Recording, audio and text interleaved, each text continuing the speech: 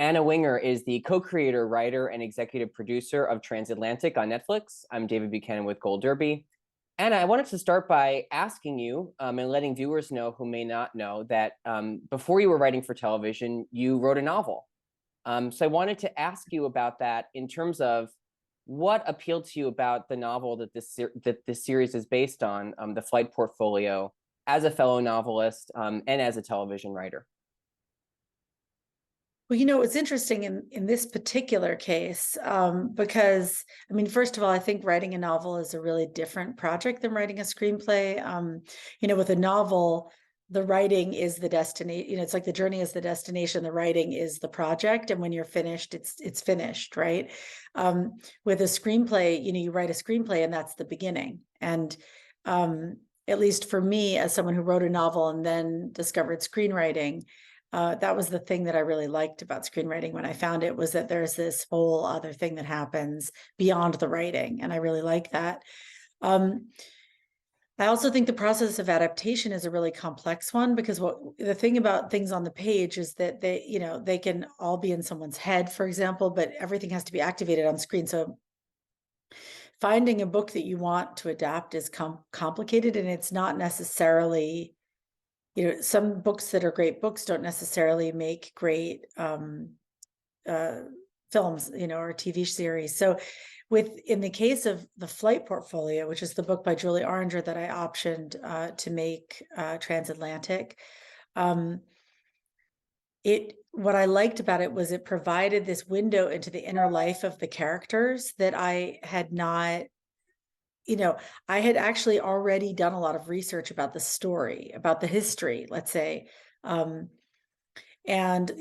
show is about a young man who's sent over to Marseille in 1940 to get out a list of important people, and ends up, putting together this kind of crack band of inexperienced heroes, and that they end up getting more than 2,000 people out, mostly over the Pyrenees, a few on boats and stuff.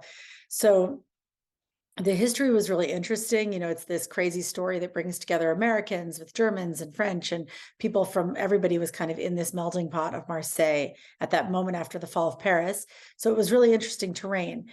But this guy, Varian, who's the main character in the story, and the people around him, the question I always ask myself is, like, why would somebody do this? And what kind of person would do something so unexpectedly heroic? And they were really young people too. They kind of had nothing to lose, and they said, let's just go for broke, let's do the best we can. And for everybody involved, it was this really incredible year of their lives, and I found that very special. So the thing, when I found Julie's novel, she had been inspired by the same history, but she'd really gotten into the minds of the characters. And that's something that a novel can really provide to a screenwriter, is a kind of inner life of the characters. And so as a starting off point, having already learned the history, her book was a great place for me to sort of get to know them before sort of activating them in a screenplay. Yeah, we'll dive into some of the characters. So many rich characters on the series, a lot of them real figures. So we'll talk about some of them. But I wanted to ask you, you mentioned, the setting and the place of the series, and that you did a lot of research before kind of coming across the novel. What was the most important thing about Marseille 1940 that you wanted to get right on screen? Obviously, it's a work of fiction, even though a lot of the characters are real. But what of the real story did you want to make sure was as accurate and, kind of historically detailed and specific as possible, translating it to the screen? Well, there were a couple of things. One, as in terms of the location, is that it's kind of a paradise, right? And the fact is that it's not a place where you imagine terrible things to happen. It's where you imagine people go there on vacation. It's a inspiring place. The sun is set, strangely, the sun sets over the sea, even though it's kind of the way everything is organized in that piece of land. You just have this, it's insanely beautiful, right? It somehow faces west, even though it's on the south coast of France. So it really has incredible, spectacular sunsets. It has beautiful weather. It's these beautiful houses. Of course, it's France. So realizing that, like, terrible things happen in beautiful places, that was something that I found really interesting. the tension between that, like it being really gorgeous and it still being scary, and working with that as a location in terms of the location. Another thing was that we wanted, I mean, of course, there's all kinds of details that have to do with the costume and the production design and getting the details right in that regard. But it also was important to me to sort of communicate the creativity of the characters, because, this is an unusual group of people. Many of them are artists, writers, they're people who appreciate the arts. And so in our approach to the material, it was important to see that they're still taking sort of a kind of joy and pride and creativity in the way they present themselves and who they are, even in this really dark space.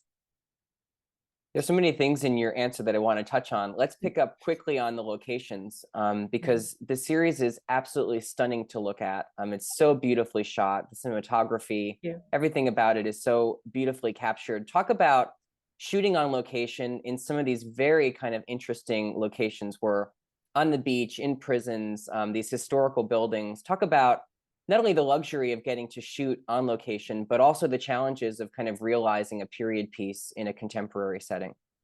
I mean, it's totally crazy. Like, it involves a lot of placement of strategic laundry. I like to say, like, you look in one direction and it looks completely accurate. It could be 1940, and then suddenly there's a huge building, or there's something, there's all kinds of things everywhere that get in the way of it being historically perfect. So, we did a lot of strategic placement of laundry, but we were also always kind of trying to pick corners where you could cut out the modern.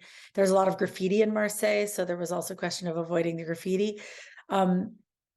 But we also had the chance to shoot in a lot of the real locations, which was just amazing and uncanny and special for all of us. And in particular, the Hotel Splendide, which is where Varian Fry really set up his office.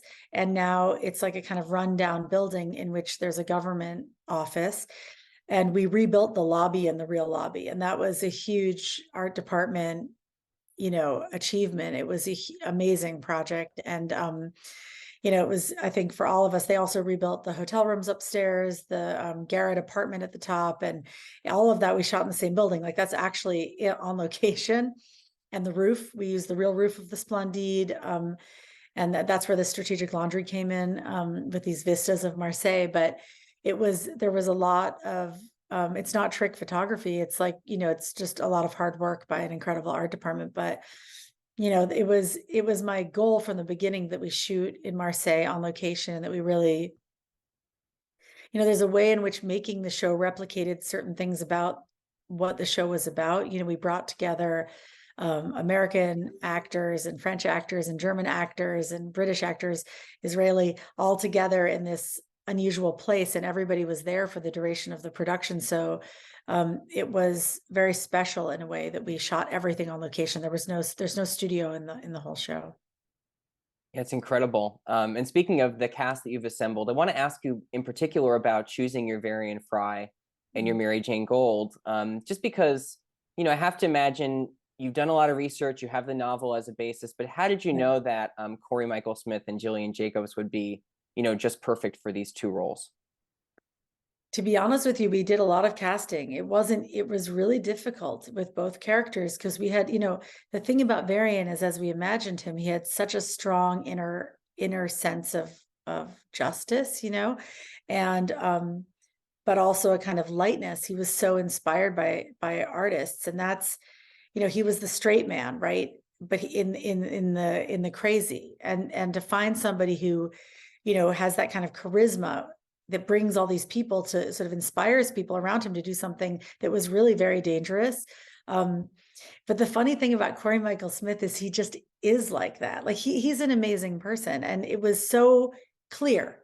It was actually, in the case of all the main characters in this show, it was so clear with the people that we cast that they were the right person. And we had a wonderful casting director in the US. Her name is Meredith Tucker.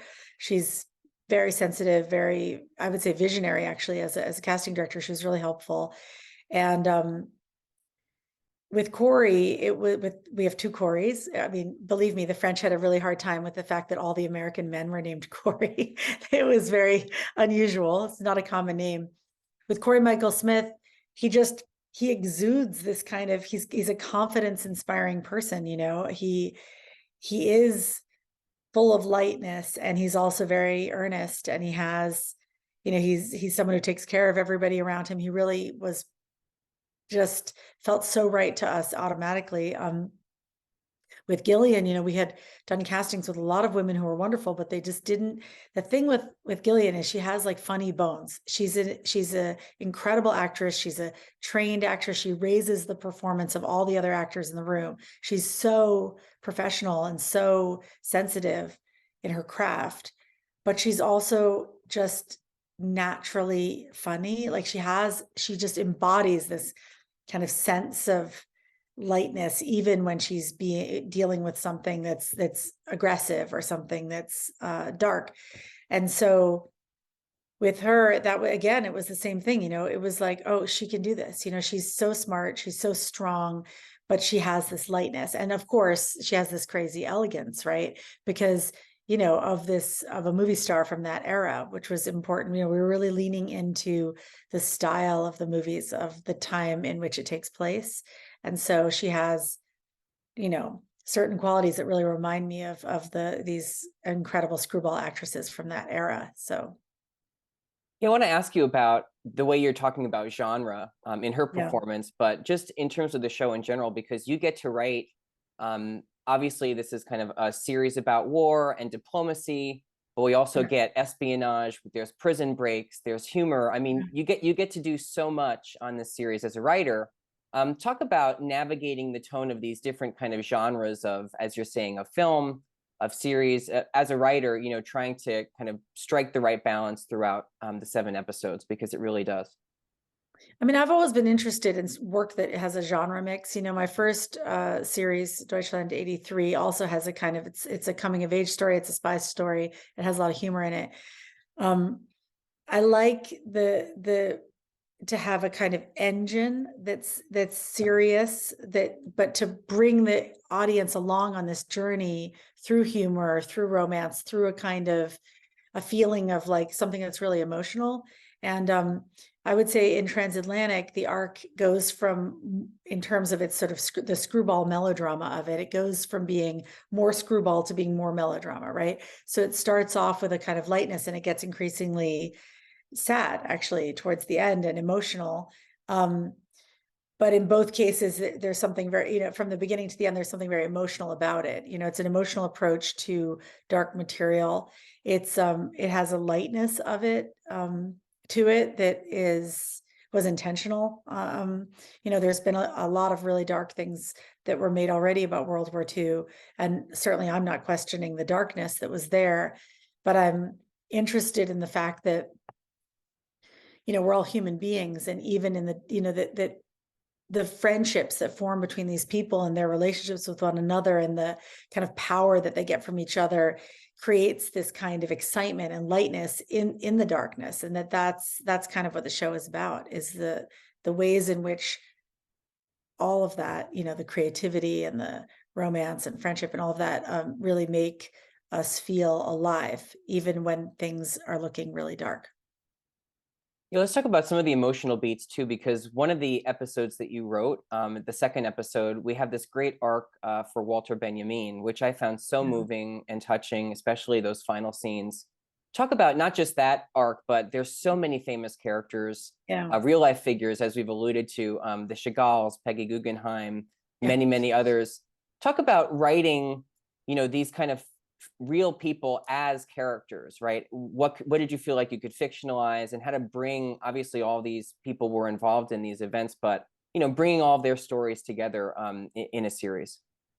You know, with the really famous people, it was important that they be the secondary characters, not the primary. I mean, each of them deserves their own series and their own biopic. So it was important that we didn't want to approach it in that way. It's not a history lesson, you know. We wanted to approach them as people who were in crisis. I mean, Walter Benjamin was imprisoned twice in France, first as a German when they were fighting the Nazis, and then as a Jew once the Nazis took France. I mean, he was totally beside himself. He was at the end of his rope. It was really scary, and he was, of course, a brilliant man and a really inspired human being. I mean, I'm crazy about his writing, right? So I have known his writing since I was in university. Probably you have too. So it was, but he was also from Berlin. He was someone who wrote a lot about his childhood here. So when I live in Berlin, Germany, and when I had little kids, I read, he wrote a famous book about his childhood in Berlin, and I found that really inspiring. So, it was important I really tried to think about what was it like for them at that moment, not what were they like, what was their whole story. It was like, what was it like for these people who had been living the life of the mind, who thought they were safe in Paris, who believed that this was going to pass, and suddenly found themselves in an unimaginably scary kind of at the end of Europe, faced with the idea of just leaving the continent that they knew their whole world behind. So, we really tried to approach them as characters, and we also tried to have fun with it, a little bit with the insider. The idea was sort of like, okay, for the people who know who they are, we want there to be insider knowledge, the Tikkun Olam section, where he gets into Kabbalah. We know that he was interested in Kabbalah. We love that, there were some, of course, some Jewish jokes in there for insider stuff for people who appreciate that. For others, that's just a funny scene. But for people who know what Tikkun Olam is, of course, it's fun. And then with Hannah Arendt, for example, it was important to me to cast a Jewish actress to play her, and I couldn't find anyone. I did a lot of casting in Germany. And then I asked Alexa Karolinski, who wrote Unorthodox with me, to play her, and she's never acted before. And that was because actually what happened was in all the castings, people kept playing her as an old woman because they had been watching the interviews with her online from after the Eichmann trial.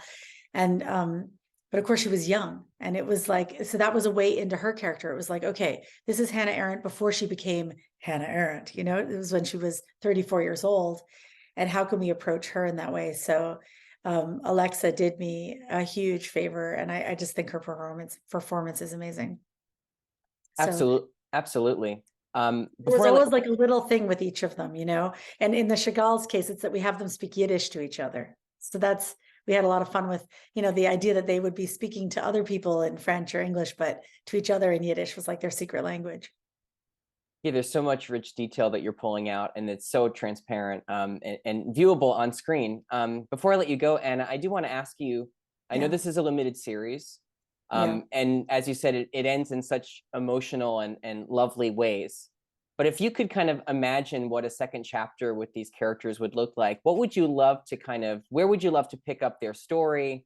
Were there details that you wanted to include that you couldn't fit in? What could you envision about, where you would love to see the story go?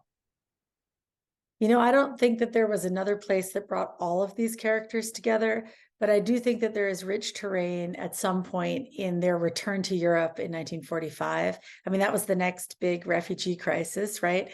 And so many of the characters in this story, including, for example, Albert Hirschman, who we haven't talked about, who's played by Lucas Englander in the series, he went to America, he joined the US Army, and then he was sent back to Germany as basically, because he could speak German, to be the interlocutor for the Nazis when they opened the camps. So there's this kind of doubling back on the history that happened with some of these characters. Andre Breton, the American Army, put him on the radio when they took back Paris, so he could speak to the people, so they would know they were safe, because they recognized his voice. So there's these amazing stories of 1945, and so sometimes I think, one day either me or someone else is going to make something great when they all come home. That sounds beautiful and such a rich topic. Anna Winger, congratulations on Transatlantic. Thanks so much for talking to Gold Derby today. Thank you so much for having me.